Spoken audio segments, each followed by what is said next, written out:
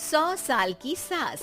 अरे मम्मी जी, थोड़ा उम्र के हिसाब से काम किया करो। कहीं कुछ हो गया तो लोग बोलेंगे बहू ने बूढ़ी सास का ध्यान नहीं रखा। बहू, तुम भी थोड़ा कम और धीरे बोला करो।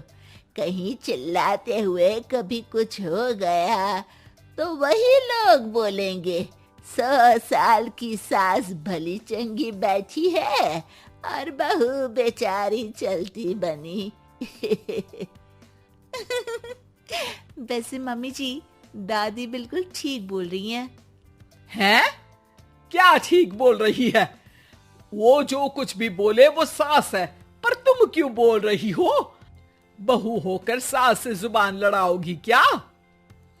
ऐसा बोलते हुए निर्मला को धसका उठ जाता है। कहा था ना, मत चिल्ला। तुझे बिना सास और बहू से जुबान लड़ाए बिना शांति नहीं मिलती। अरे माँ, दादी की बात सुन लिया करो, तुम्हारे भले के लिए बोलती है ना। अरे कोई भला नहीं, इन्हें बस मुझे परेशान और शो ऑफ करने का शौक है। हाँ। चल झूठी। इस परिवार में 3 पीढ़ी की औरतें रहती है, जिनका हर समय कोई ना कोई अलग ड्रामा चलता ही रहता है, जिससे और किसी का पता नहीं, लेकिन सूरज बहुत परेशान रहता है। माँ, पियाली और दादी, आप तीनों के पास एक दूसरे को सास बहू वाले ताने देने के अलावा कुछ काम हो या नहीं, पर मेरे पास जरूर है। इसीलिए पियाली, जरा लंच ले आओ, मुझे ऑफिस भी जाना होता है। इस पर पियाली सूरज को लंच देती है और वो ऑफिस चला जाता है, जिसके बाद तीनों एक बार फिर अपनी बातों या कह लो कि नोक-झोंक में लग जाती हैं। इसी में दिन बीत जाता है। रात को सूरज के साथ उसके दोस्त भी खाने पर आते हैं। पियाली, मेरे कुछ दोस्त आए हैं। सॉरी, अचानक प्लान बना तो बता नहीं पाया। तुम जल्दी से डिनर बना दो ना। अरे वाह रे, आलसी माँ की आलसी बेटी। पहले बिना बताए दोस्तों को घर ले आओ, फिर बोलो जल्दी से डिनर बना दो। इतनी जल्दी है तो खुद बना लो। अरे माता, सब बाद में दिखा देना, अभी खाना बना दो ना प्लीज। ऐसा बोल के सूरज दोस्तों के पास जाकर बैठ जाता है और पियाली डिनर की टेंशन में अपनी सास के पास पहुंच जाती है, जो अपने कमरे में आराम कर रही होती है। मम्मी, सूरज अचानक दोस्तों को घर ले आए हैं, क्या करूं अब? कुछ ऐसा बताओ ना जो जल्दी बन जाए और सर्व करते हुए भी अच्छा लगे।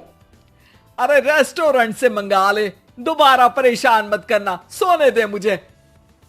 इतने में दादी सास भी वहां आ जाती है। वाह, आलसी का आइडिया भी उसी की तरह बेकार है। कोरोना में बाहर से खाना मंगाएंगे। बहू, तुम सो ही जाओ, वही काम अच्छे से कर सकती हो। चल पियाली, मैं बताती हूँ क्या करना है।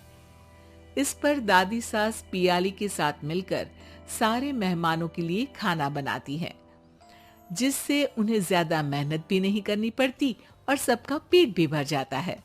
दादी के इस आइडिया से पियाली और सूरज बहुत इम्प्रेस हो जाते हैं। दादी, क्या यही खाना आपकी इस उम्र में इतना एक्टिव रहने और एंडलेस लाइफ का राज है? वैसे दादी ने आज तक राज किसी को बताया नहीं। इन्होंने ससुर जी तक को नहीं बताया, तभी तो वो ऊपर पहुंच गए और ये अभी तक यही है।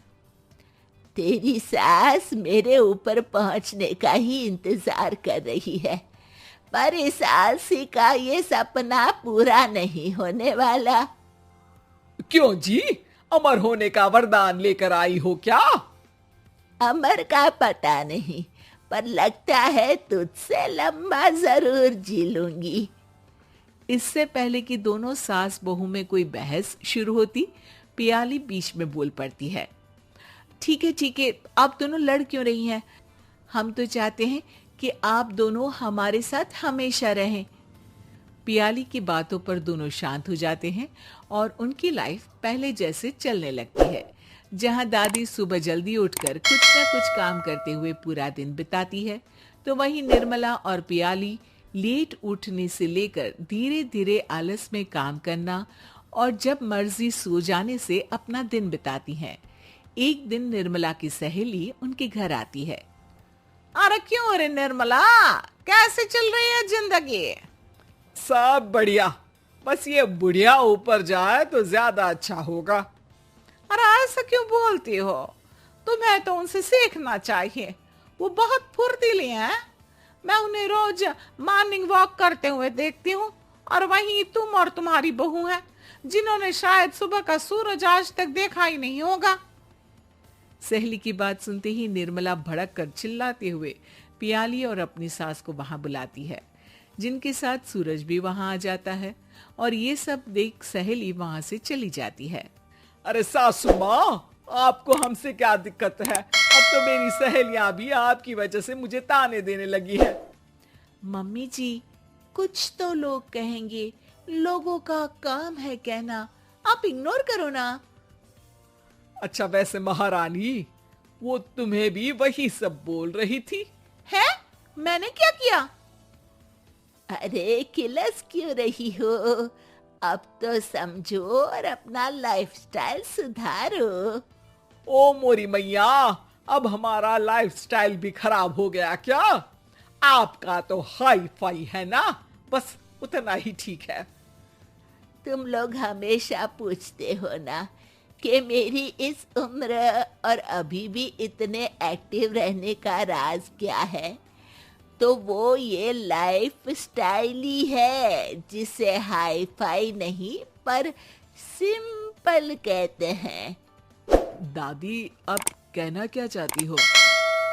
यही कि मैंने अपनी जिंदगी में बहुत किताबें पढ़ी हैं, जिनमें एक किताब से मुझे ये समझ में आया कि हम कितने गलत तरीके से जिंदगी जीते हैं। उसी के बाद मैंने एक अच्छे जीवन के लिए इकिगाई रूल अपनाया, जिसका मकसद तो सिर्फ अच्छा जीवन जीना था। इतना लंबा कैसे जी गई, मुझे खुद अचंभा होता है। ओह, तो मतलब आप मुझे परेशान नहीं करती थी? वो तो आप करती हैं। वैसे ये इकिगाई क्या है? थोड़ी रिसर्च खुद भी कर लो आलसियों, सब मैं ही बता दूं क्या?